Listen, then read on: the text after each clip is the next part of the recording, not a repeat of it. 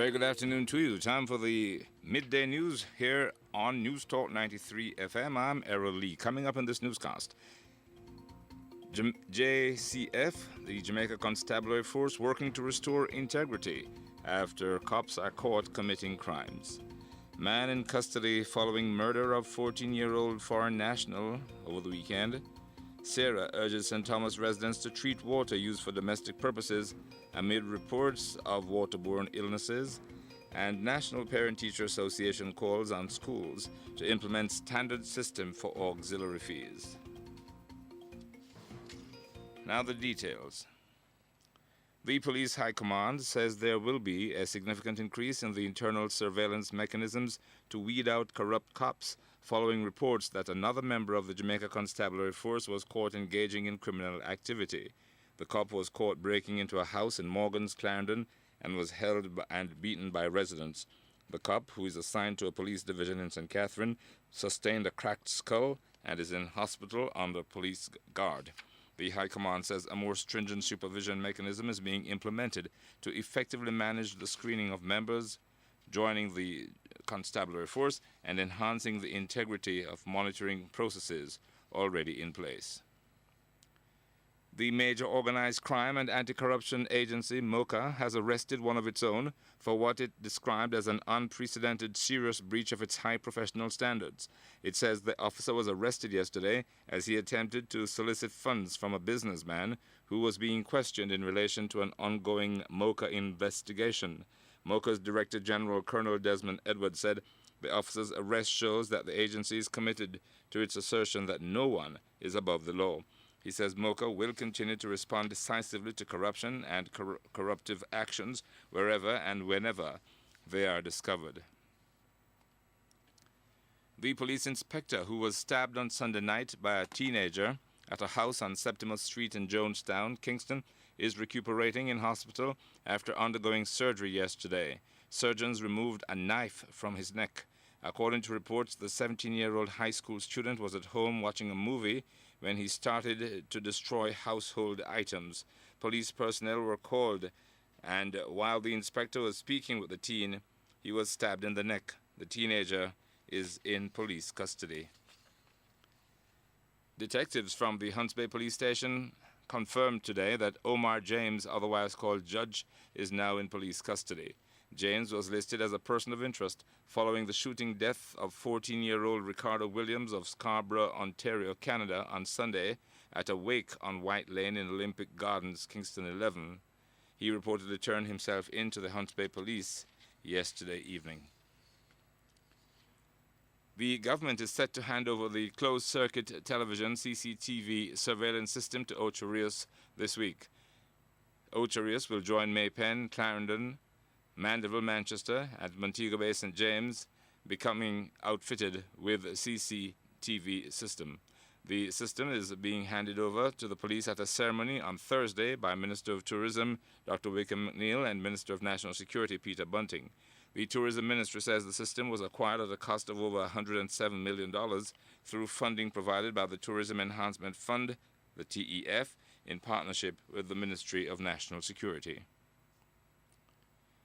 Public commentator Martin Henry is calling on the Jamaican authorities and by extension the Caribbean region to heed the warning of the World Health Organization, the WHO, that several new diseases have emerged in recent times. World Health Organization, the leading health agency internationally, is warning that a whole series of new diseases have emerged. Others are emerging in rapid succession, and is going to be a very great challenge to manage, contain, and reverse these diseases. Henry says with the emergence of these diseases, pharmaceutical companies will have a vested interest in dealing with these new outbreaks. As in any other line of business, if a new problem arises, then those who deal with the problem will have a vested interest in providing the solutions at profit. Can imagine that the giant pharmaceutical companies will have a vested interest. Henry says while state intervention is crucial in such matters, the economic burden will be very costly to small countries like Jamaica. But that matter of the focus, though, and state intervention raises another crucial problem which we don't pay sufficient attention to. I sort of threw some sympathy in the direction of the health minister with respect to the Chick-V response. We sort of thinking that government can simply snap its fingers and deal with all of these matters as a matter of course. Yes. One of the consequences of these new diseases is the economic burden that they're going to impose on states, including those bigger, richer, more prepared than Jamaica. Public commentator Martin Henry speaking on Fresh Start this morning.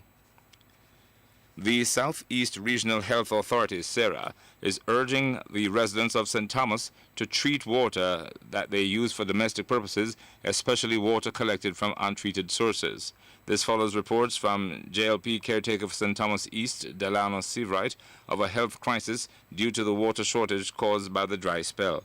Sarah says only treated water should be used for drinking or making drinks, washing fruits and vegetables, making ice, preparing food, and washing dishes and utensils in order to prevent waterborne illnesses and maintain good health. Washing hands with treated water is also essential prior to food handling. In the meantime, the authority says a review of surveillance data for the past 5 weeks reveals no increase in gastroenteritis cases in St. Thomas. Sarah says the St. Thomas Health Department will, however, continue its surveillance activities as well as health promotion and water quality monitoring to ensure the health of the residents of the parish. Meanwhile, the St. Thomas Parish Council says its own investigation has not found any evidence to support the reports that persons in the parish have been falling ill after drinking untreated water. Secretary Manager of the St. Thomas Parish Council, Errol Green, says a thorough investigation was conducted, but there was nothing to confirm the claim of persons falling ill. Residents of Cassia Park, St. Andrew, are today expressing frustration over what they say is an underground pipe that's been leaking water onto the roadway in their community for the last 4 days. Reports are that the residents are especially frustrated as the community has been without water for the past 2 weeks. The leak is in the vicinity of Cassia Park Road, just in front of Carousel Limited. While Carousel says it is not affected by the leak, as the water does not flow onto their complex, some residents remain upset about the water being wasted. Residents allege that the leak started after operators from the National Water Commission dug a trench at the location and left it unrepaired. President of the National Parent Teachers Association of Jamaica, Everton Hanam, is calling on schools to consider implementing a standard system for auxiliary fees that will inform parents of the various elements covered by it. He says this standard system would allow parents to assess and compare the fees charged by different schools. Hanam says parents do recognize the importance of auxiliary fees. However, he says parents would like to see some order or uniformity to the fees being charged. His comments follow several complaints by parents about the added expense, while schools have sought to defend the imposition of the fees as a necessary measure to fund school operations because the subvention received from government is inadequate. And the Teachers' Appeal Tribunal has ordered the Board of Management of the Grange Hill High School in Westmoreland to reinstate Marcia Ruddock. Ruddock was fired from her job as a teacher in October last year. The tribunal said yesterday the rules of natural justice were breached when Ruddock was dismissed from the job because she was not given a chance to cross-examine the acting vice principal who had brought the complaints against her. Ruddock was accused of professional misconduct but was not notified of the charge. The tribunal says it found that due procedure was not followed and that the disciplinary process was a violation of the rules of natural justice. It says the absence of vital witnesses who provided incriminating evidence was an omission which would have a prejudicial effect on the case. Ruddock's attorney, Andrew Earle, says he hopes his client will be reinstated in time for the start of the new school year next Monday. In news from the region, the Dominica government has defended its decision not to impose a state of emergency on the island after Tropical Storm Erica killed more than 25 people and left millions of dollars in damages last week. Prime Minister Roosevelt Skerritt says 11 more bodies have been discovered and that 23 people, including 2 French nationals, are still missing and feared dead. He said more than 400 people have been evacuated from the southeast village of Petit Savan and that rescue efforts were continuing as several communities remain cut off due to damage to the roads.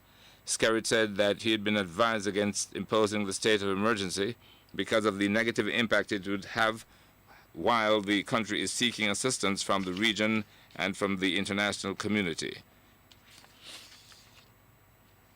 News further afield, hundreds of migrants have been protesting outside a major railway station in the Hungarian capital after police sealed off the terminal to stop them traveling through to the EU.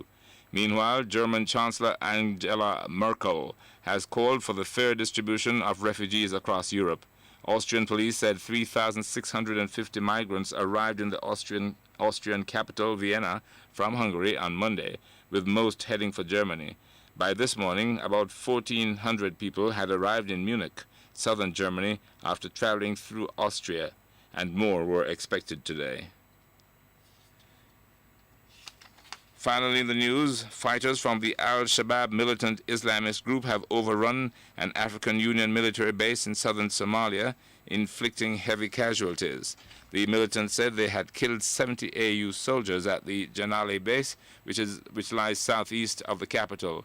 AU forces have insisted they are still in control of the base. Al-Shabaab, part of Al-Qaeda, is battling the AU-backed government for control of Somalia. Residents say the attack started with a suicide car bombing at the base's gate, followed by sustained gunfire, which lasted more than half an hour. That's news. Now let's look at the weather. There is a tropical wave west of Jamaica. A high-pressure ridge should become more dominant across the central Caribbean today as the tropical wave moves westward away from the island. For the rest of this afternoon, expect isolated showers and thunderstorms mainly across central and western parishes. Windy conditions will prevail on the south coast. Tonight it will be partly cloudy. To end the news, the main points. JCF working to restore integrity after another cop is caught committing crimes.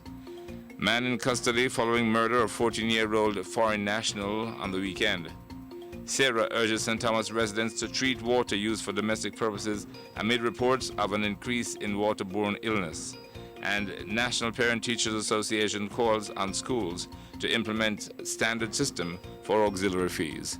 That's the midday news right here on NewsTalk 93 FM. I'm Errol Lee. Stand by for the news in the Jamaican language.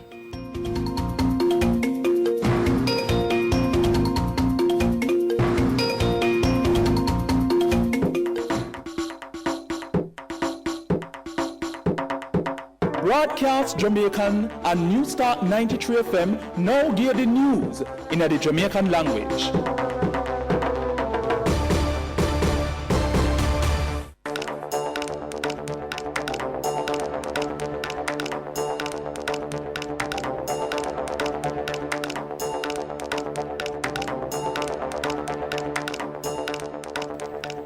Good afternoon. My name is Kadeen Marshall and these are the news in the Jamaican language.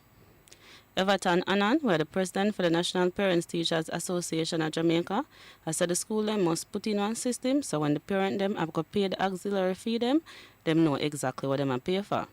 Him said this a system would have made the parent them look and compare the price of the different school them a charge. Annan said the parent them know said the auxiliary fee them important, but them want to know what them pay for. The major organized crime and anti-corruption agency, MOCA, locked up Smaddy who worked for them yesterday. MOCA said them lock up the Smaddy based on some information what them get. Them said the constable what them lock up, Smaddy point him out when him try collect money from Smaddy when MOCA ask some question about one case we are going now.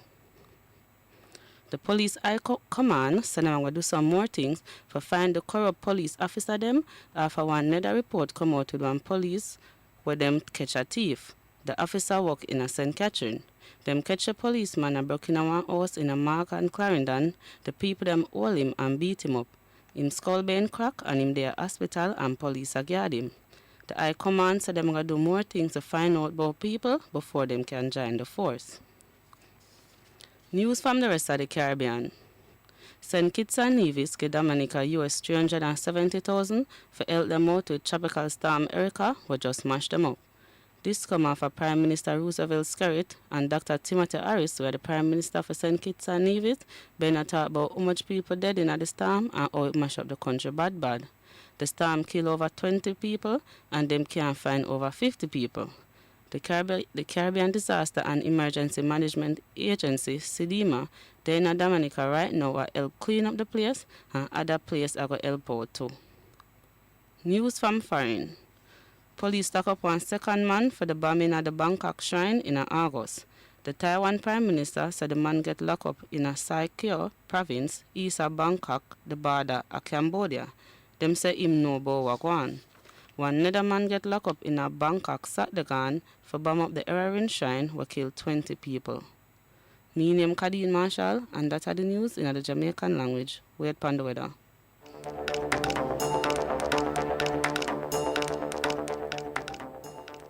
Now for the weather. One tropical wave, the west of Jamaica. One high pressure air and move across the central Caribbean today as the tropical wave move west from Jamaica. Now for Jamaica all day weather. This afternoon, we have to look out for enough shower across the central and west parish them. Enough breeze are going to blow over the south coast. Tonight, I going to have enough cloud. My name is Kadeen Marshall, and that's the weather in the Jamaican language. Broadcast Jamaican and NewsTalk 93 FM just gave the news in the Jamaican language.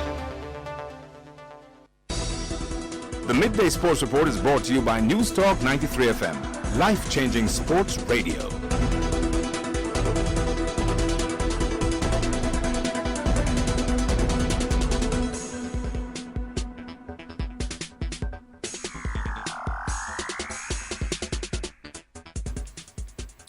Good afternoon. With your midday sports report here on NewsTalk 93 FM, I am Mikhail Drama Johns, and we begin with football. According to the main sponsors of the nation's top flight, Red Stripe, and they are on the verge of consummating a huge broadcast deal for this season. And also, there could also be a return of a Saturday football in the nation's top flight, those announcements being made yesterday. The announcements came at the launch of the Red Stripe Premier League RSPL at the Jamaica Football Federation JFF headquarters. In the meantime, details were not given by Blandine Jean-Paul Reid, who is the head of marketing and innovation for Red Stripe Jamaica. And last evening's KSA five-a-side action saw First Heritage Credit Union being clipped 1-0 by RCD, whilst a lot of Foods were also beaten by a similar 1-0 as they faced Bert's Auto. In other games, Connex Services blanked VMBS 3-0, RGL also beat Pika by that score, and Office of the Prime Minister OPM fell 2-0 at the feet of Terra Nova. Meanwhile, Creative Building Finishes earned the evening's biggest win, blanking Carl's Manufacturing 4-0. Further afield, it is believed Real Madrid and Manchester United have come to an agreement for David De Gea to join the Spanish club. Also tied into that deal is goalie Keylor Navas making the move to Manchester. The deal, which is not yet completed, is to involve a cash payment from the Spanish giants, taking the overall value to £29 million. And to take a look at tennis, yesterday's opening day of the US Open has seen last year's beaten finalist Kei Nishikori make an early exit in the men's competition. Seeded fourth, he was ousted 6-4, 3-6, 4-6, 7-6, 6-4 by Frenchman Benoit Paire. Meanwhile, over on the women's side, Serbia's Ana Ivanovic, who was seeded seventh, was beaten 6-3, 3-6, 6-3 by Dominika Siblakova of Slovakia. The competition, meanwhile, is without women's world number 3 Maria Sharapova, who pulled out on Sunday due to injury. And now to take a look at stories related to track and field, opposition spokesperson on sports Olivia Babsy-Grange is making a call on the government to rename the Trelawney Stadium in honor of Usain Bolt and Shelley and Fraser-Price as a proper monument to the pair.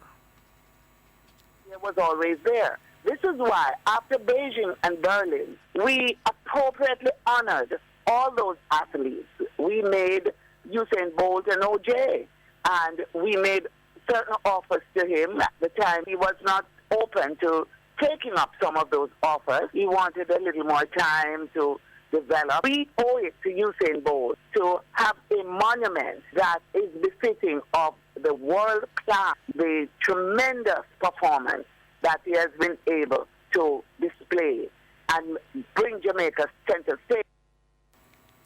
She says the government should seek funding to improve the Trelawney Stadium as a fitting tribute to the athletes. The Trelawney Stadium has great potential. And I have a proposal that was developed when I was minister, that if we had remained in government, it would have been a reality today. It's ideally located, but it is an incomplete facility. And what I'm saying is government should find the funds, go into public-private sector partnership, seek international funding, and reposition the Trelawney Stadium. Voice thereof opposition spokesperson on sports Olivia Babsy-Grange. She was speaking on Fresh Start this morning with host Dr. Imani Tafari Ama and Sharon Hay Webster. And Kenya's Deputy President William Ruto today announced plans to criminalize doping after two of the East African nations' athletes were banned after positive tests during the recently concluded Beijing World Athletics Championships. The warning came as Kenya's triumphant World Championship athletes were given a rousing welcome home, with thousands of supporters and top officials out in force for the homecoming. The Kenyan team topped the medals tables for the first time since the championships starting in 1983, taking 7 golds, 6 silver and 3 bronze medals. And finally in cricket, India today earned their first away series win since 2011 after handing Sri Lanka 117-run defeat in their third test. Scores saw India with 312 and 274, while the hosts had 201 and 268. And that's it for the Midday Sports Report here on NewsTalk 93 FM. I am Mikhail Drama Johns, wishing you a good afternoon. That was your Midday Sports Report, brought to you by NewsTalk 93 FM. Life-changing